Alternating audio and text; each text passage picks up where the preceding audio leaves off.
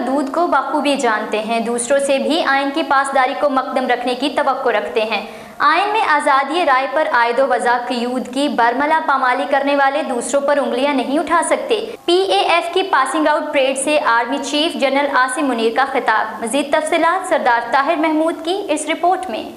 Pakistan army کے شعبہ تعلقات عامہ کے مطابق army chief general Syed Asim Munir Pakistan air force کے پاسنگ آؤٹ پریڈ کے مہمان خصوصی تھے، جہاں آرمی چیف نے پاس آؤٹ ہونے والے کیڈٹس سے خطاب کرتے ہوئے کہا کہ آپ ہماری امیدوں کا مرکز، آسمانوں کے محافظ اور علاقائی یکجہتی کے ضامن ہیں۔ آپ سے توقع کی جاتی ہے کہ آپ کا کردار ہمت اور قابلیت کی خوبیوں سے مزید زندگی گزاریں گے۔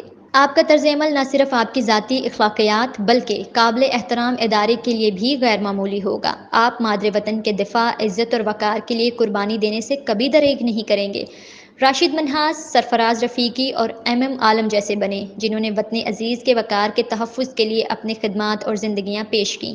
آپ کو جو ذمہ داری سونپی جا رہی ہے، اس کے لیے پرعزم رہیں اور ریاست پاکستان کے ساتھ وفادار رہیں۔ ان کا کہنا ہے کہ اکثر قیادت آپ سے توقع کرتی ہے کہ آپ ہمارے ملک کے بہترین جذبے، ادارے کی پیشہ ورانہ مہارت اور بہادری کی لازوال روایت کو ہمیشہ قائم رکھیں گے۔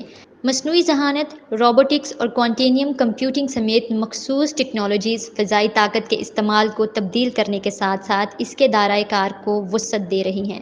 ایک مضبوط فضائیہ کے بغیر ملک کسی بھی جرح کے رحم و کرم پر ہوتا ہے۔ پاک فضائیہ ہمیشہ قوم کی توقع پر پوری اتری ہے۔ پاک فضائیہ نے بے مثال بہادری اور پیشہ ورانہ مہارت کے ساتھ ہر طرح کی مشکلات میں فضائی حدود کی نگرانی کی ہے، جس کی بڑی مثال فروری 2019 میں ہم سب کے سامنے ہے۔ آرمی چیف کہتے ہیں کہ غزہ جنگ اس بات کی تازہ ترین مثال ہے کہ جنگیں کیا کیا مصائب سامنے لا سکتی ہیں۔ غزہ میں بوڑھوں، خواتین اور بچوں کا اندھا دھند قتل اس بات کا ثبوت ہے کہ دنیا میں تشدد بڑھ رہا ہے۔ اسلحے کی ڈور سے ہمارے خطے میں طاقت کا توازن بھی بگڑنے کا امکان ہے۔ مقبوضہ کشمیر پر بھارت نے اپنا ناجائز قبضہ کر رکھا ہے۔ کشمیر میں جاری بھارتی جارحیت پر پوری دنیا کی خاموشی وہاں گونجنے والی آزادی کی آواز کو دبا نہیں سکتی۔ ہم اپنے کشمیری بھائیوں کی اخلاقی، سیاسی اور سفارتی حمایت جاری رکھیں گے۔